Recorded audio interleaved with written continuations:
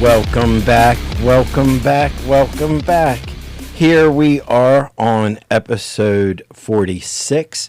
We're going to take a deep dive on a new independent film that's going to be released, have a world premiere on September 19th at the Waynesboro Theater. The film is entitled Devious Intent, and I have both Mark and Donna Byrne in studio, and we're going to be joined by a very special guest, Kathryn, Andrea, who's also been on the show. I'm going to ask each one of my in-studio guests to say a little bit about their role with Absurd Productions. So I'll start to my right. Donna, please say a few words to the audience and welcome back. Thank you so much. This is your second appearance on the show. Thanks. Well, I have been working with Absurd Productions for about 24 years now. And I started out as an actress, came in as an actress, and then in a lot of the films. Actually, I'm in all the films, so, but some lead and some just cameos and things.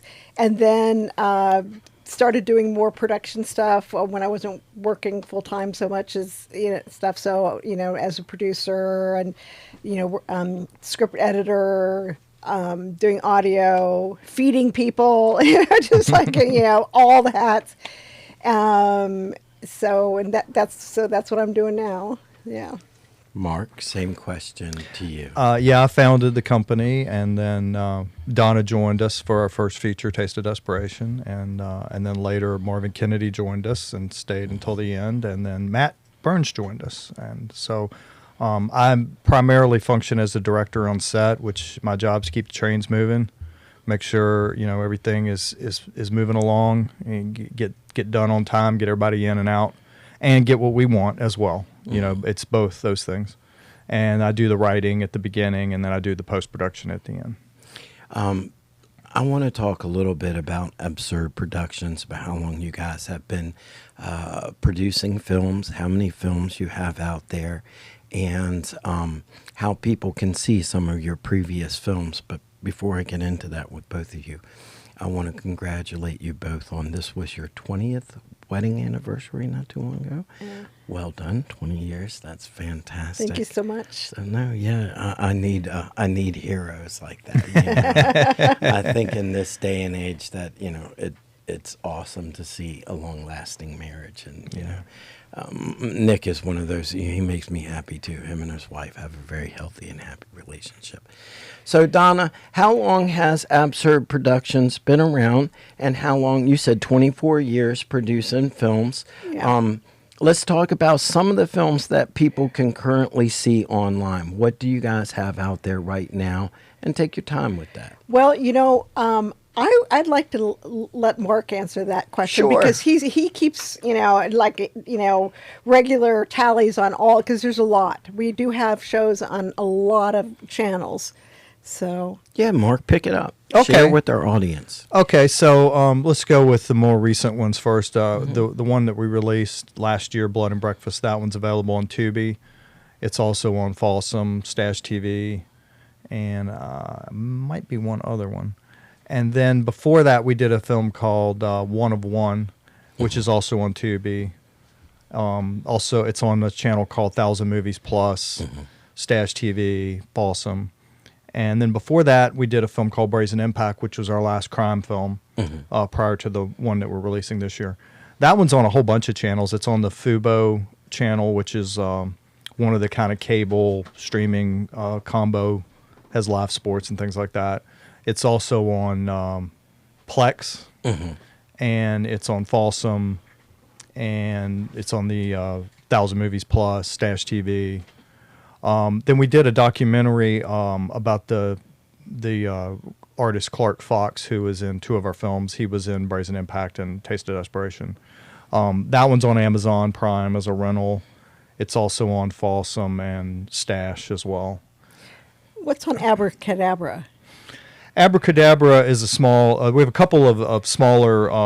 These are usually run by filmmakers, and we like to have some of the films on there. So some of our older films we have on there. Abracadabra, we have a film called 3 on a Match, which is like a horror anthology, And then we have Bigfoot is on there, which is a horror comedy. And then we have there's another channel called Fear Flicks, which is another small channel run by a filmmaker and a film producer. And we have Three on a Match isn't on there. It's Subconscious Reality is on there actually, and Bigfoot. So those two are on there. Small Fish, Small Pond is another drama we have that's on Amazon right now. We do have one film, I won't say which one, but one film currently does not have a home. It had been on Amazon for 10 years, and they took it down, which, 10 years, I can't say anything bad. So I have a couple of ideas for where I want to put that. When I know something more, I'll announce that. Yeah, I understand. Before we get into a deep dive on your new film, Devious Intent, I thought we'd take a few moments and we're going to plug what's going on September 19th. Matt's done a lot of work to try to make a lot of reasons to come to Waynesboro for September 19th. He also has another event going on the 20th as well. But let's open with the first graphic that we have. This is the Main Street Comic-Con.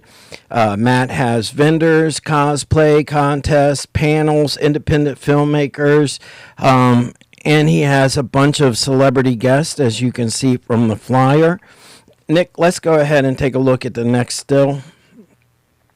He just announced that the Toxic Avenger will be in Waynesboro for those, big fans of Trauma Films, big underground independent film producers. Those guys have been around for a long time. I remember hearing of Trauma Films in the 90s when I was in film school. So didn't we see that guy at one event? Lloyd Kaufman, yeah. Yeah, we saw him at some. Yeah, I think they go back recently, to the early 80s, don't they? Yeah. Trauma Film's been around for a long time. Toxic Avenger's been around for a long time. So that's pretty cool that Matt's got him coming. Let's take a look at our next still. He also has from Toxic Avengers, Cynthia Mannion. Is that how you say her name? Probably. Thanks. Yeah. Good enough. And do we have one more still? There we go. Fred Harper will also be there. So we're pretty excited. I'm definitely going over for the Comic-Con, probably get some dinner and then come to the screening that evening. You guys will be set up and selling DVDs at the Comic-Con. Yes. Donna, what would you like to say about Matt Byrne and his Comic-Con adventures? Well, Matt is an amazing person. I mean, we met him years ago, back when we were all a lot younger. I mean, we must have met him like 20-some years ago, before we were married and everything. And we were all working on some Conrad Brooks films and things like that. And he's I don't know what to say about Matt, except, I mean, I know lots of things to say, but how to say it is that he is he's a hard worker, and he comes with great ideas. He's really smart, and he's fun and funny and just a very nice person. But he's very driven to do things. And you just, with Matt, if Matt says he's going to do it, he's going to do it. It's just this great, he's a great person to work with. And we are very thankful to have Matt with us, So, I agree. I really like Matt. We've had him on the show a few times. He's a relentless promoter. He's always out there with the project. So that's fantastic. Mark, what would you like to say about the event that's going on that day before the screening? Well, we also, in addition to the 3 newer people that have been added, there were 3 actors originally that were on the marquee for that, and that was Linda and Carl, who are 2 of the feature actors in Devious Intent. And then Mel Heflin has actually been in 3 of our films. She was in Blood and Breakfast. She was also in Remnants and Bigfoot. Mm-hmm. So it's kind of a reunion of those folks being there along with the new ones. And as far as Matt's a doer, not a talker. Yeah. And that's a good way of summarizing him. There's so many people go out on Facebook or whatever and tell you what they're going to do or what they're thinking about doing. And rather than doing that, Matt just does. And he likes working with us because we all, and you guys as well, we want to get something done. We don't want to spend an hour. We have to spend an hour talking about it. That's fine. But we better have a work product come out of that, or we're just wasting time. I just thought of one other thing. He's really good pivoting. Like if, somebody drops out or this isn't going to work or that location, he's super good at pivoting, like some people are like, oh, it doesn't work. I don't know what to do. He figures it out. Adapt and overcome. Yes. So he's great. You mentioned Marvin Kennedy, so I'd like to take a few minutes and talk about Marvin, and then I think we'll start getting into Devious Intent. I was a friend of Marvin's for many, many years. I met him in, I think, 1989. He was a musician. He got involved with us. He would help do these underground college punk rock shows that we were putting on in Shepherdstown. He was into video and obscure films. I don't remember in the 90s hanging out with him and really learning a lot. And it was actually Marvin that actually got me motivated to put together a 10th anniversary screening of my film, Trailer Trash, a film journal. We did that at Area 31 over in Frederick. I've got a couple of interviews I recorded with Marvin towards the end of his life. At some point, I'd love to post them on the internet, on our YouTube channel. He was suffering from advanced Alzheimer's and cognitive decline. Parkinson's, yeah. And it was really hard to see someone that I'd loved for so long, and just his struggle with reality, at that time, he would tell me that he would have people in the room that weren't there, Yeah. And he said how he noticed something was going wrong was playing guitar, right? That's when he first realized that something was going on, Donna, what would you like to say in memory of Marvin Kennedy?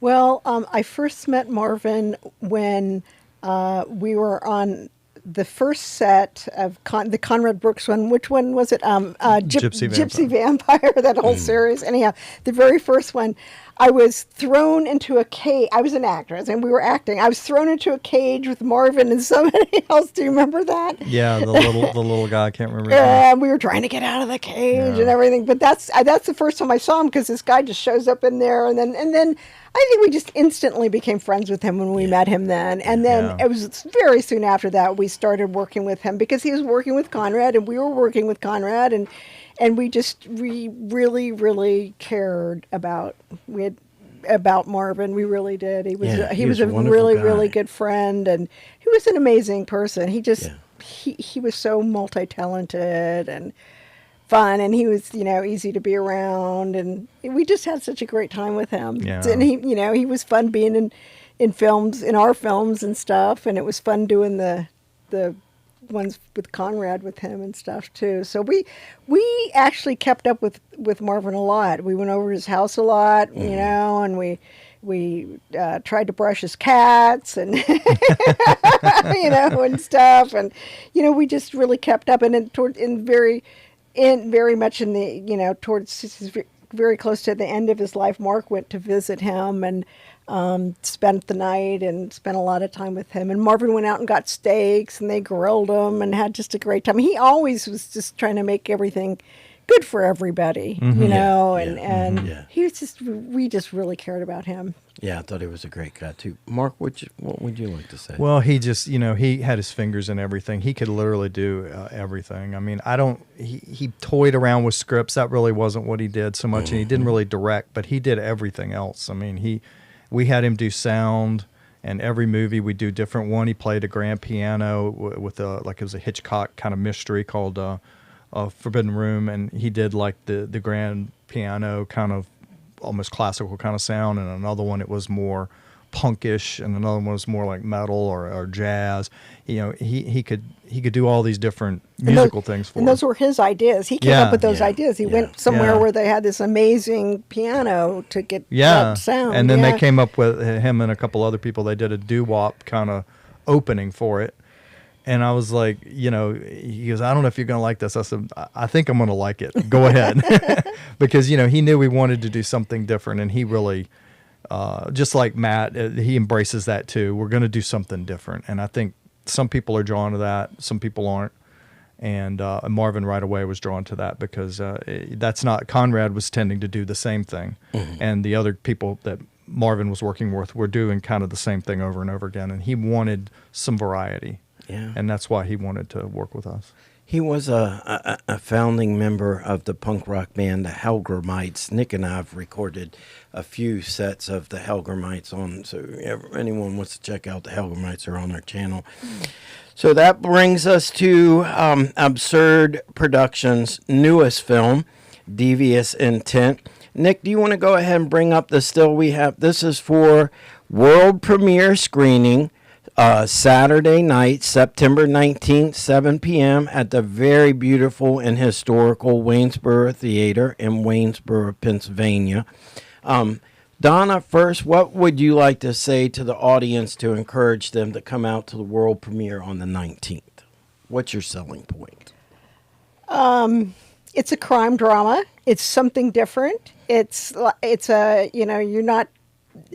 Crime dramas are always very complex and interesting, and Mark does a good job writing them, and so it's a very interesting story and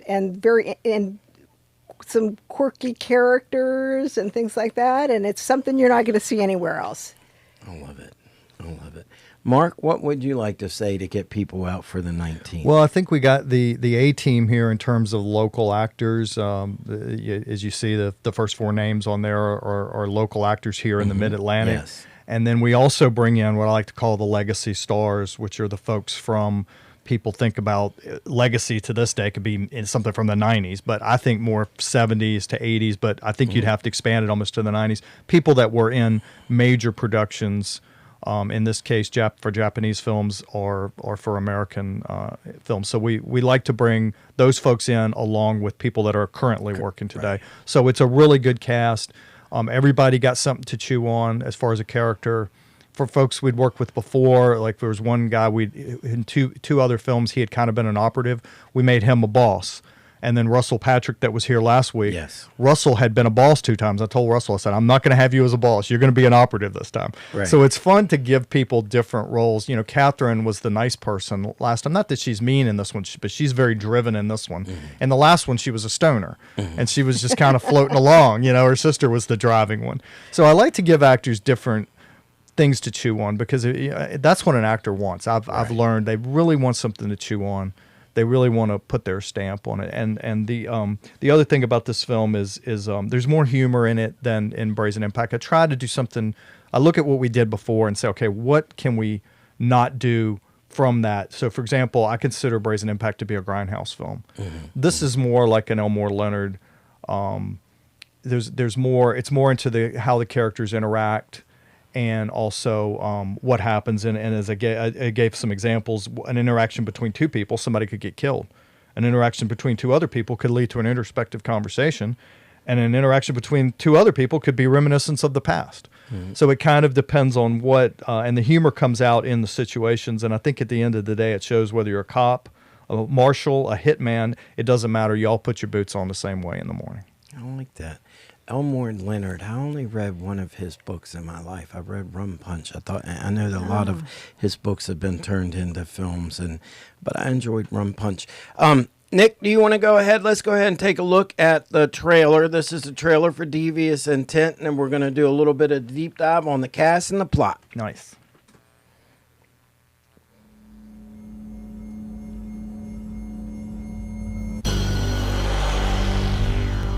You know what happens when you mix 2 amateurs, 4 hired guns, 3 bosses, 2 bodyguards, 1 stoner, and a con man? Trouble.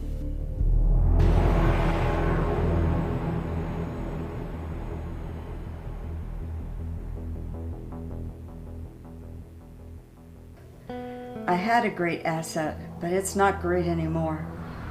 Time to move the asset. It's been time. I keep getting talked out of it, but no more. How's the time? The move's been made on that lawyer. He's dead, which puts you on the clock. Your task, get the guy who did it. Not the one who ordered the hit, the one who did it. So there are 3 paintings in particular that have the majority value of the whole collection. And I know which ones those are. And they're not even going to know what hit them. There's others out there lying in wait, hoping for the big break. You think they're just going to lie back and let someone walk out with those paintings? Numbers never stop flipping. Mine turned up His didn't. Because they're going to know where to come, which is right here, and you're going to have a bullseye painted on your back. I already double-crossed once to get to this point. What's another now? Hurry up, we got a target marked. You mean you got a target? I'm out. I get paid to pull the trigger.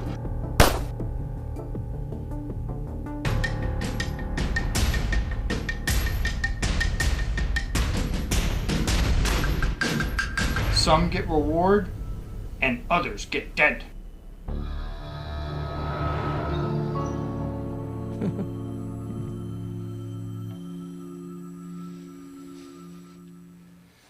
right. Before we start with the cast, I'll ask a couple questions. I want to talk about how the idea came, and then how long from concept to principal photography, and then how long did it take for you guys to actually film the film? We'll start with you, Mark. So the original idea, the first part of it I had thought up was the lawyer's wish, and I played the lawyer. It's a very small part, but it's important, more so in what happens. And the lawyer figures out that he's kind of between this warring couple, and in the situation he's in, he's really a detriment to both of them. And just knowing their reputation and what they've done in the past, he knows his days are numbered. And rather than getting angry at them, he's like, I want the one that actually gets me. So he puts a hit out on a person that he doesn't even know who that person is, but he puts a hit out on the person that kills him, which is the hitman that kills him. So then that contract then leads to other hits down the road. And I like that part of it, but I wanted something else because I wanted to, in Brazen Impact, we focused a lot on the cops and the marshals and the government people on the good side and the bad side. This one I said, I want to focus all on the criminals. There's a sheriff who appears in a couple of scenes, but a very small part. Other than that, it's all the criminals. And so I really wanted, once again, this is hearkening back to Elmore Leonard. One of the things he does really well is he has amateurs in the criminal. There's professional killers, and then there's these amateurs too, and how they interact is always an interesting thing in Elmore Leonard. And so I really wanted to bring the amateurs in, and I wanted to give, but they're not involved in a kill. What could they? And I just thought of the art because we have our house is filled with art. Donna's brother, 2 of the paintings are Donna's brothers, and the other one is hers. And I thought, well, why not use some of these? We can actually use the paintings, and there's no copyright infringement on it or anything. We can actually show these paintings, and why not pull art heist in? That's always a fun kind of thing, and it's not done as often as everything else is.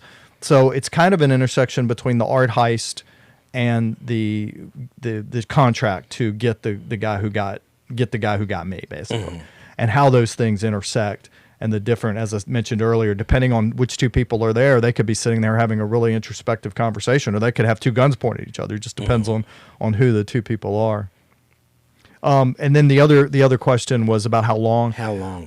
It went. The shooting went pretty fast. I would say from writing it up to finishing the principal photography and all that, a little under a year probably, and then another few months to edit it, and the whole package came together pretty quickly. I'd say a year and a half total. Yeah, that's not bad at all. Yeah. That's good.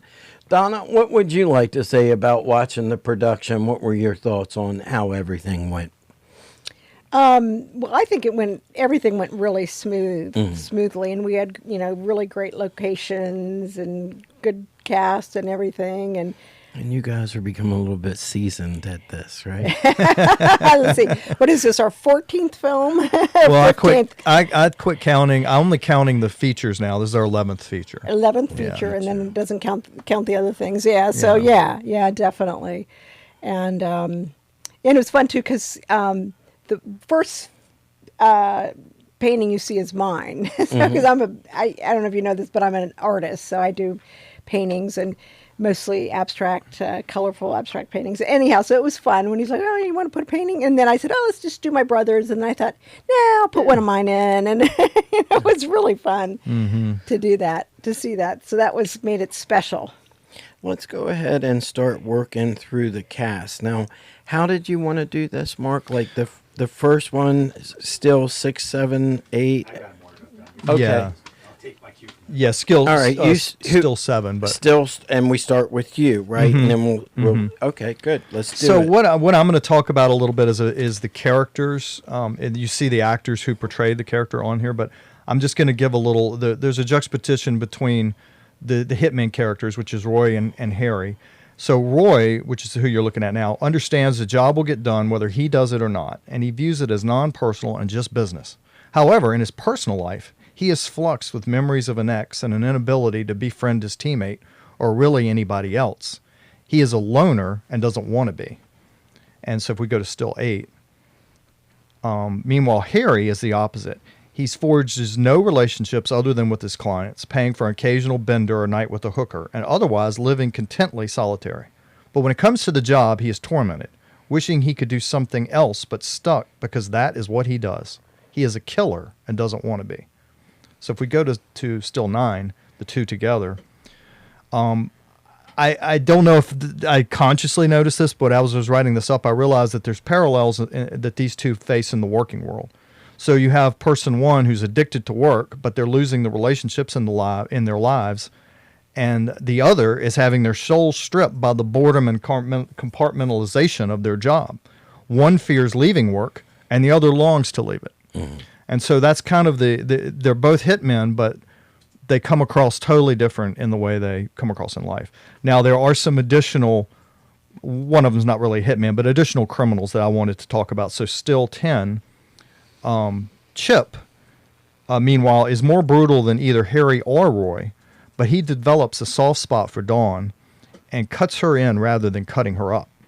Chip has Roy's stoic attitude about the job and Harry's about life, but his armor does have a chink, and that's having Dawn as a partner in crime. It would sure spice up his life, and he's willing to put everything else down to pursue that. So for still 6, Adele is another hitman, and Adele brings Roy's stoic attitude about the job and a similar view on life. But he puts his personal life first. He only kills when out of money, and when he does, it's without remorse or pity. He enjoys the job even more than Chip does, but never allows it to become the predominant part of his life that all the others have.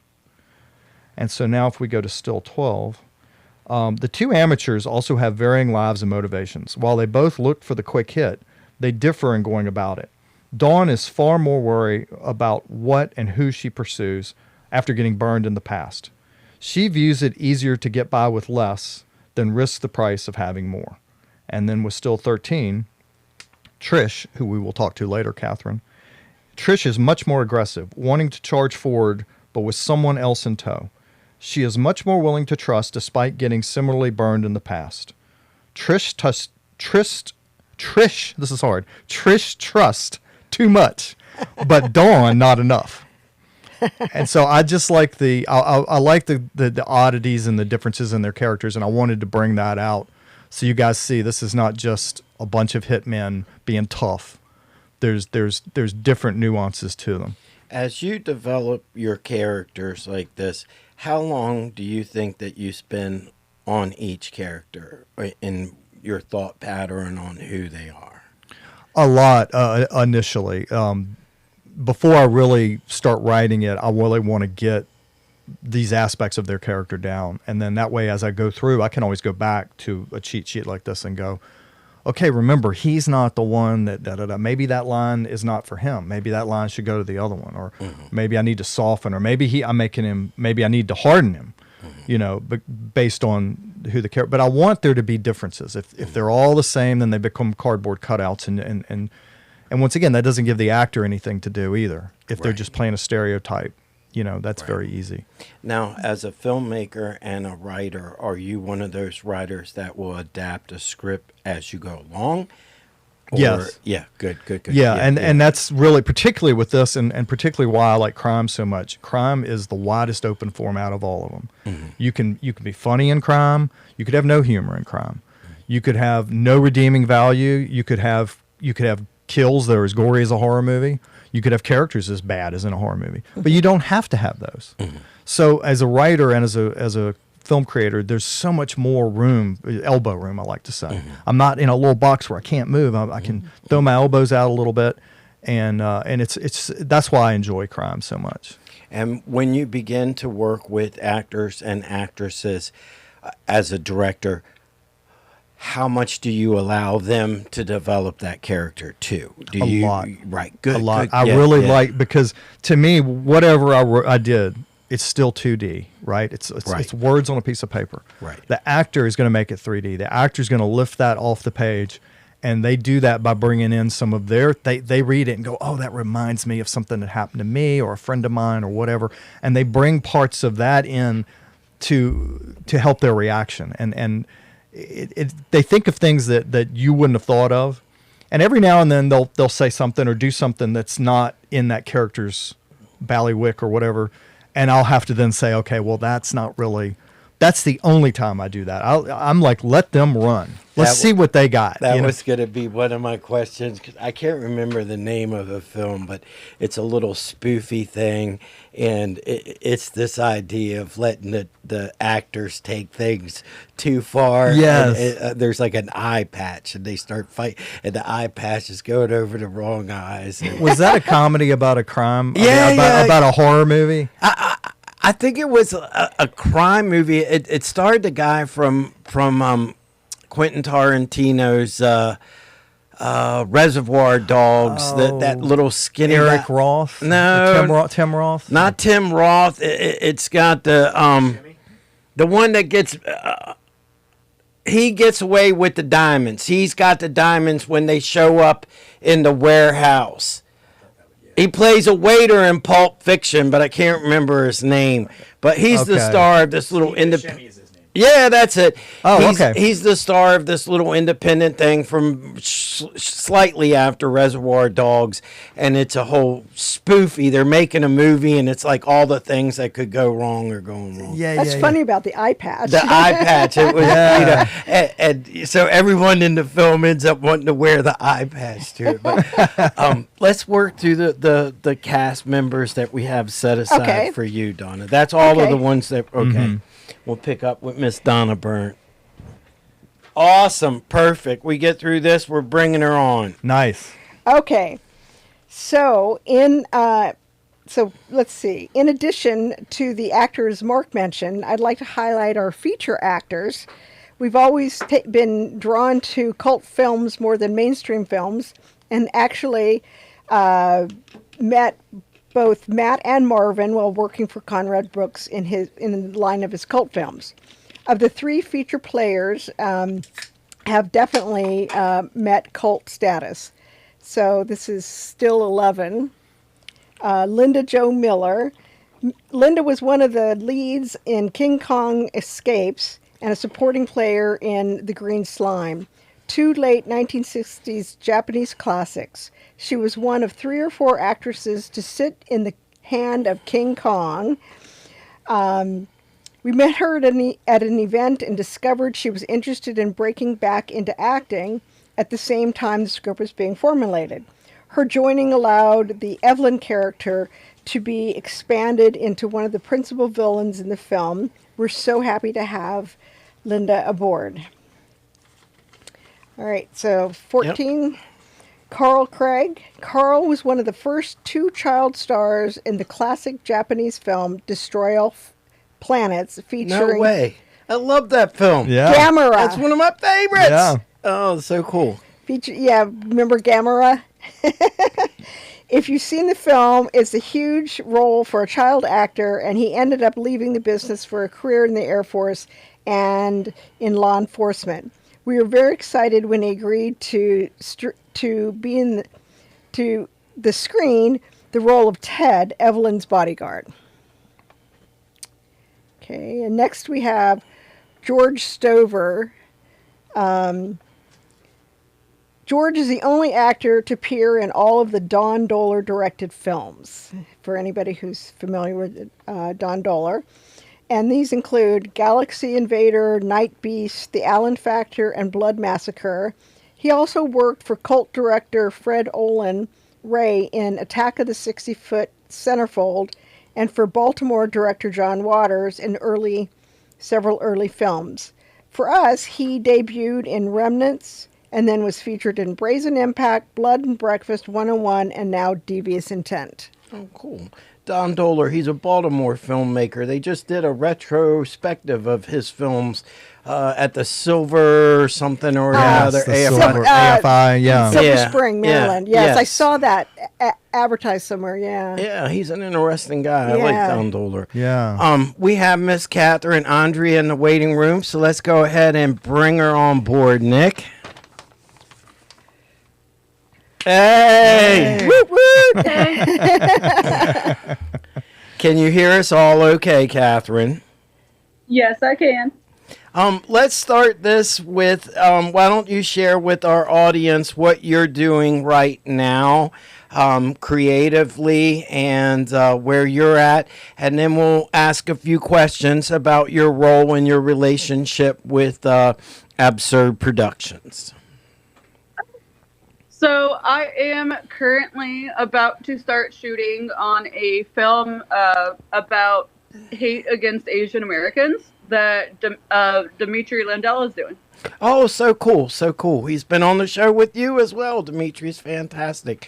You're still out on the West Coast now, right?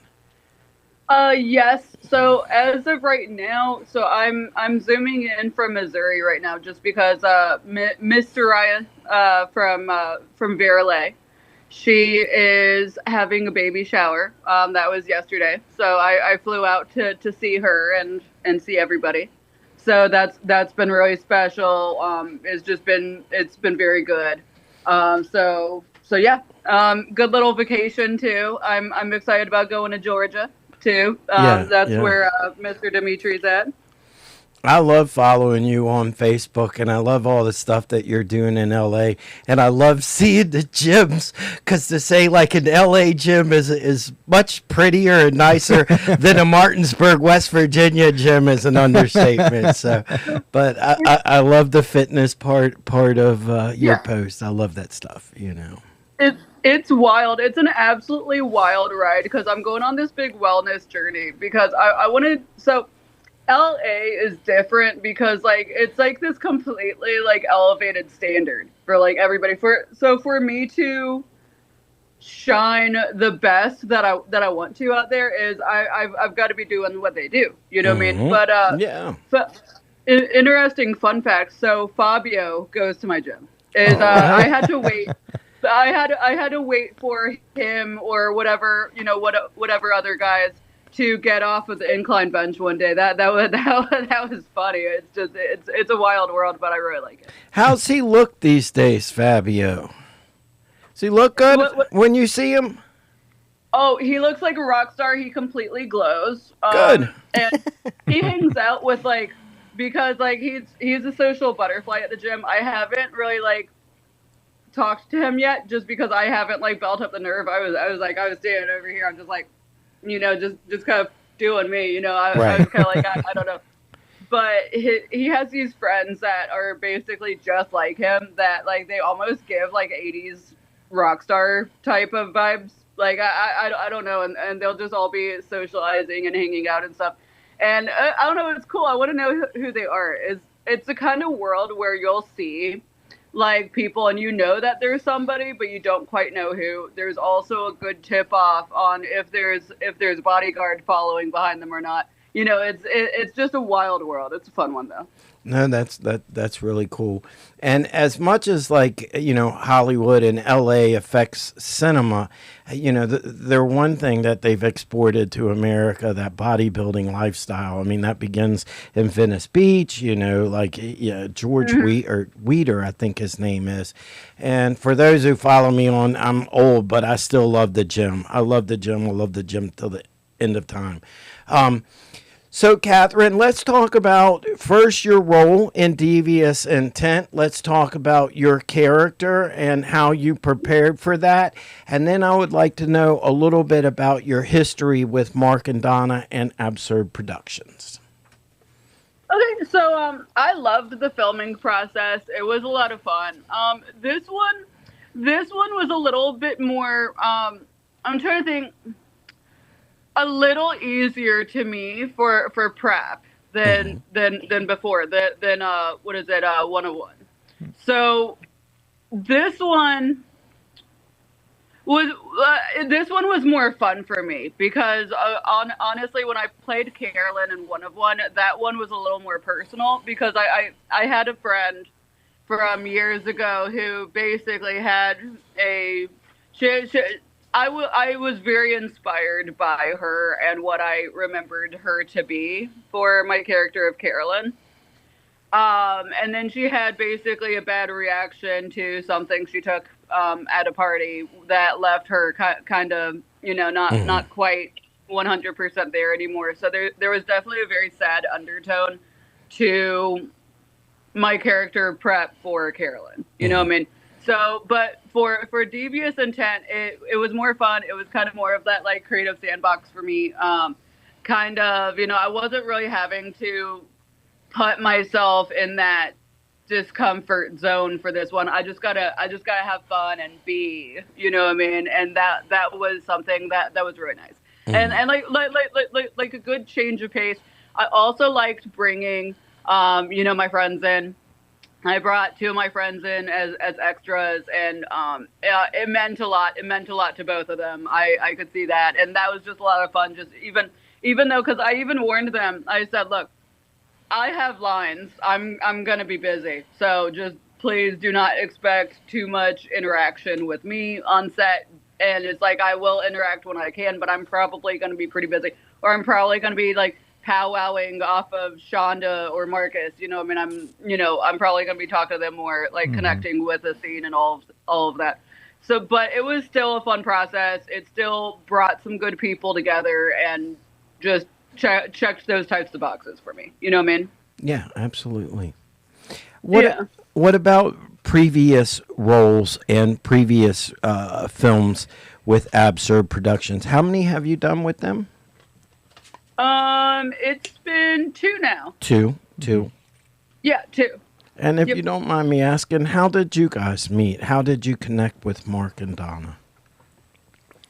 Ooh, I remember. If you don't, Kathryn, we met at the what is the event in Hagerstown? They do twice a year, the Comic Con they do over at the school. Oh, it's a Comic Con. Yeah, I can't remember. It's not called Hagerstown Comic Con. Four State. That's it. I can't even believe it. I remembered that. And Matt had mentioned you to me as being, kind of getting new into this and being interested in it and everything. And so we wanted to meet, or I wanted to meet you. He had met you, and I got to meet you, and and kind of I thought of you in the character, and we talked about it a little bit, and how that character was a fun kind of the heart of the movie, where your sister was the brain of the movie, but you were kind of the heart of the movie, and I could see you in that role, and that's when we decided to have you in that. And so that's when we met. And then on this one, obviously we didn't want her. She's the brains of the plan for her group, and this one not the heart of it. I guess Shonda's more the heart of it in a way, but Shonda's not as the same character as you played in One of One. There's not real. I guess your boyfriend in the movie is more that character. He's the one that is just kind of getting through life, and then he ends up having to make some decisions. Played by Kelly Hyatt, who is also in Bigfoot for us. Yeah. Donna, what would you like to say about working with Kathryn? What have you enjoyed about it? Well, Kathryn's always, she's just fun and nice, but smart and talented. And I just to veer off one thing about that I have to add to this about Kathryn is Kathryn has the sole responsibility of our cat having a cameo in the film. Thank you so much. Because she kept saying, like several times, remember, it was like when we were in Winchester and then DC or wherever, she'd be like, I really think you guys should have Libby in the film. So Libby's in the film. Mm-hmm. Yay! Yeah, because Libby has to be in the film. Everybody loves Libby. Like everybody I have ever seen who has seen Libby. I remember when Nancy Ann Ritter saw Libby and she just starts geeking out. Just like everybody breaks. Do you remember when you were there when Nancy Ann came to our house? She knocked on our door and she said, "Is Libby here?" Libby's our cat, Yeah. Kat. So anyhow, so we love working also- with Kathryn. Go ahead. Yay! Thank you so much. Yeah, I'm sorry. There's a little bit of lag on my side at times. So it sounded like there was a gap, but there wasn't. So what was it? This brought me. So there was something Mark was saying as well about the Forest State Comic Con, because I forgot which thing it was. I knew it was at a thing, but I didn't remember which thing. But all roads go back to Matt Burns. Always. This is true. Kathryn, you're one of the most active actresses that we've had on the show. You have been a fantastic guest many, many times. We've done some fantastic shows around you. So for people who are new to Kathryn, Andrea, what are some of your favorite roles that you've been in that are out there, and how can people see some of your cinematic work? So I'm going to say this now. Now enough time has passed. I think it's fair that I can say it. So my best role, hands down, for a good long time, I'm going to say, well, not role, but I'm going to say best part on a show that I think is absolutely essential that everybody should see is going to be My Strange Addiction, season 7, episode 1. Yeah. So that was a deeply personal journey. I'm still working on the wellness arc and healing my spirit. But the My Strange Addiction, season 7, episode 1 is probably the best thing I have done to date. And I'm so proud of it. I'm proud of everybody. I'm proud of everybody that was there with me. That it was just absolutely magical to me. And then the other thing that I'm going to say, and also that's HBO Max. And I'm also going to say The Walking Dead, season 11, episode 22. So I was an extra on that, but you can see me very clearly, repeatedly, as I'm standing right next to Ezekiel. That was the most sentimental set I have ever been on. So like that one was so special. The memories. It started snowing, and that was so weird in Georgia. And then Negan starts geeking out with his phone. He's got his phone out, and he's like sending videos to somebody. As we saw him doing that. Everybody starts geeking out. They have a PA whip out basically a blowtorch to start melting snow off the set. It was just absolutely bonkers. So I'd say that's probably my favorite projects I've ever worked on. Aside from, I always have a soft spot in my heart for Absurd Productions as well. So Carolyn was very special to me. So one of one. I'll go with film title. So One of One was very special to me. Devious Intent was a lot of fun. It was a fun that I needed to balance out the kind of more personal work that I did for One of One. You know what I mean? It was basically like that to me. So that's what I'd say. And then my social media handle is Miss Kathryn Andrea, MissKathryn Andrea. That's Instagram and TikTok. I'm on Facebook. Honestly, I've been posting the most on Instagram. I've been the most Instagram heavy. That's just what we're doing out in LA. So that's what I'm doing. So that's what I've got for right now. My favorite role that you've been in, and I've watched the film a couple of times, I thought it was great, is Dimitri Landel's The School Shooter, because you're such an unusual casting choice for that role, and I thought you did an incredible job on it.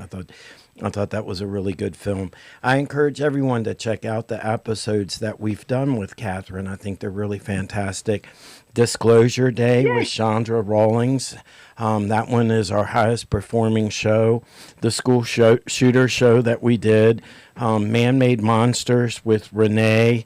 And then our very first show was Bob Lazar.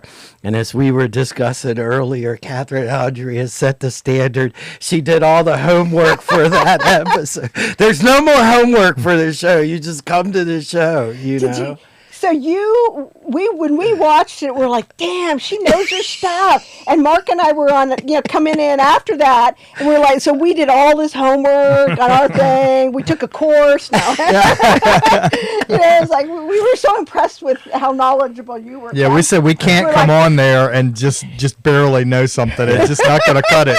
You set the standard. You set the bar. We had to at least clear the bar. We didn't have to get way over it, but if we could just clear the bar, so we had to know everything about whatever we were the Kennedy assassination. So we learned quite a bit. Read about it and studied, and that's thanks to you. Yeah. Thank you so much. Yeah, because it was so fun. I remember I straight up went to the library. I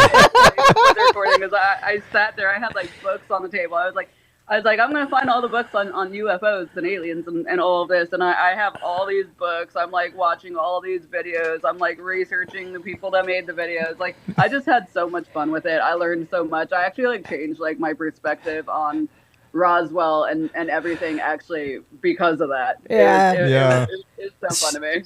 She found out Bob Lazar got in trouble for going to a brothel. You know, like that. I'm scared. Hey, Bob Lazar got caught with hookers. The one thing I wanted to say, Kathryn, you've been a wonderful friend to me and to the show.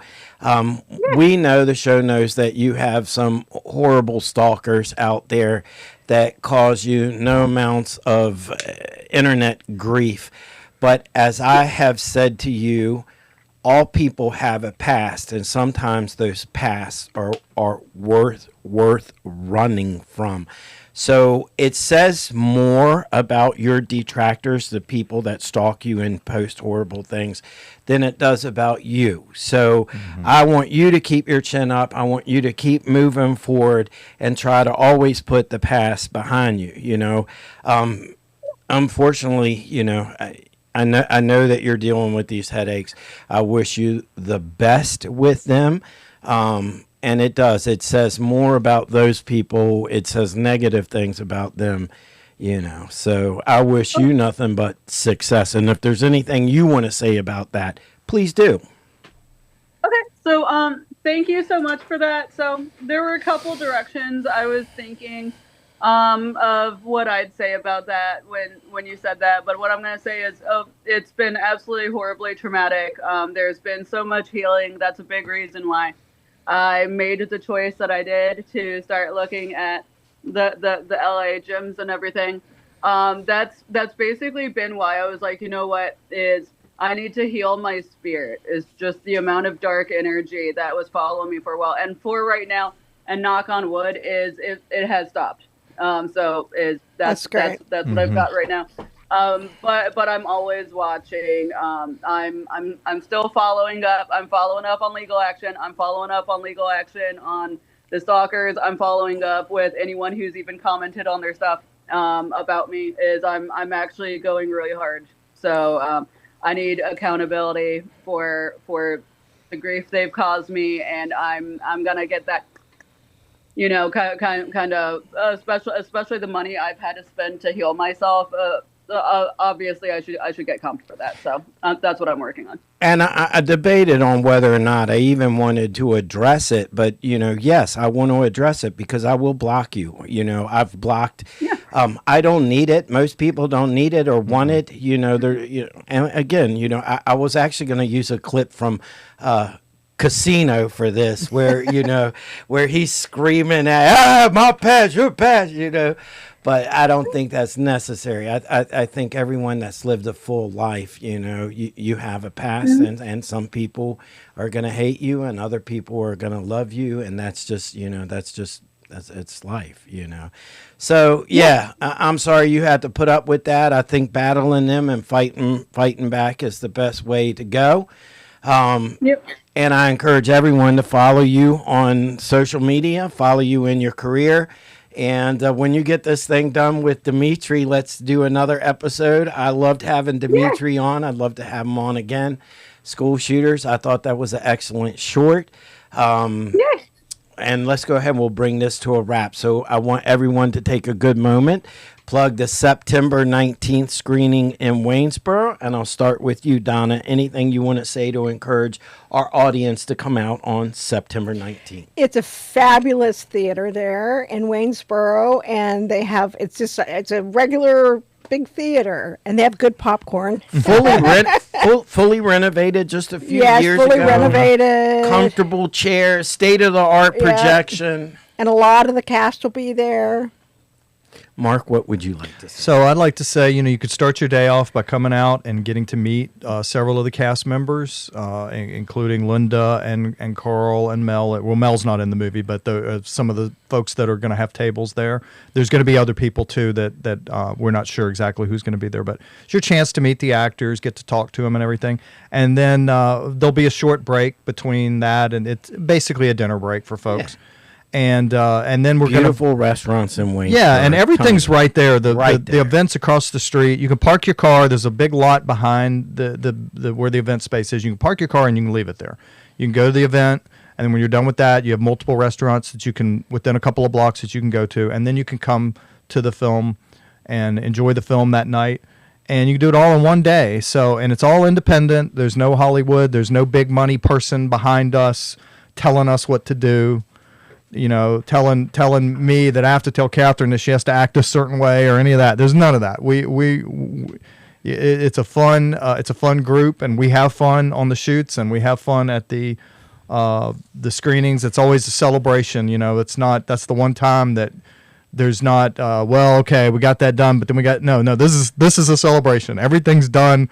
We're all going to sit here together and watch the movie. So those are always fun for me. Yeah, and one other thing is it might be your only chance to see it on the big screen. So I would encourage people to come and see it on the big screen. Yeah, generally the non-horror films we do not do as many screenings of. The premieres always do well. Follow-ons don't do as well for non-horror. If it was a horror film, we'd have 5 more showings, but You'll do a Q&A and all that kind of stuff after the screening as well? If folks are open to that, once again, that really depends on the audience. I hate to force things. If people have questions and want to ask questions, I'm more than happy to do it, but I don't want to force that on people. So sometimes we have done those in the past, and we've also not done them. So I got you. Yeah. Kathryn, anything you want to say to the audience to get them out for September 19th to see you in Devious Intent? I am going to say definitely go out there. Definitely go see it. I don't know for 100% sure if I'm going to be there yet. I'm going to try to be, but I do have to look at my schedule for that. I am going to do my very best, but whether I make it out or if I don't, is everybody just go out there. You'll be there in spirit. You'll be there in spirit if you're not there. Yeah. Definitely. And she'll be there on screen. So on screen, you'll want to come see her performance. So the 5 leads really, because Linda's really a lead too. But I just like that each one of them's different. They're different in real life too, but their characters are different. And once again, the interplay between them, I think, is really a lot of the story. So good to see you. I'm going to ask before we bring this thing to an end, name a few more of the celebrities that you just happen to come across in casual settings while you're in LA. I think that's the neatest thing, is like, I just saw, that's so cool. So I'm 99% sure I saw Paris Hilton. So I'm 99% sure I saw her. The only reason why I say 99% instead of 100% is because she had sunglasses on. So the West Hollywood location that I go to for my gym has a pretty discreet parking garage where you can pop up, basically sneak through an alley, and then catch your car. Perfect if you're an A-list celebrity. And I was sitting there eating my salad, and there's this really, really nice outdoor area that's basically right there. And I'm sitting there and I'm just vibing, and I'm having my smoothie, whatever. And then this lady pops up with her friends, or pops up out of the parking garage, out of the elevator with her friends, and then they're just like, hustling it over to this car.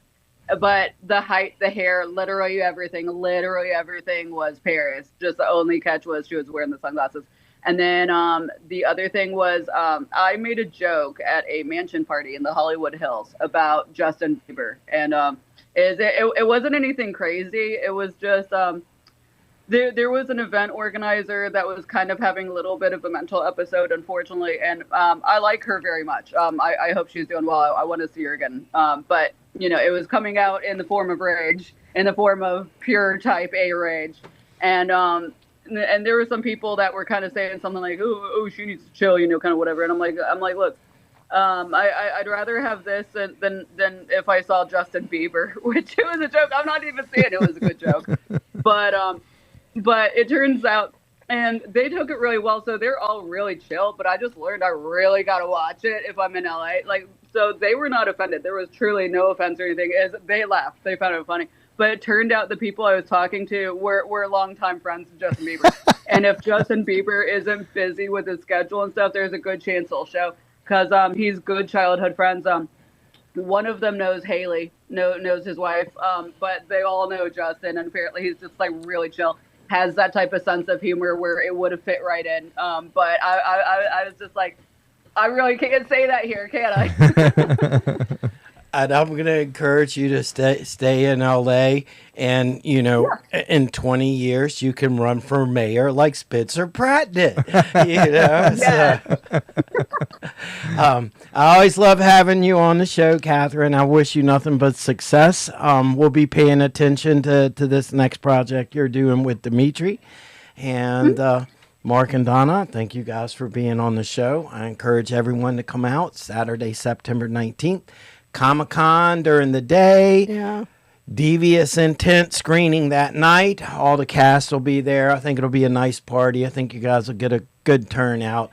Waynesboro is a beautiful town. You can always road trip with, how do you say her name? Sarah Seidler? I'm messing it up. How do you say Miss Soraya Seidler? You can always road trip with them. I met them in Waynesboro, and I think they had driven all the way from Missouri overnight, like one drive, right? Wow. Yeah, 19 hours in a van. Crazy. All right, I think that's about it. Nick, if you want, you can go ahead and close us out.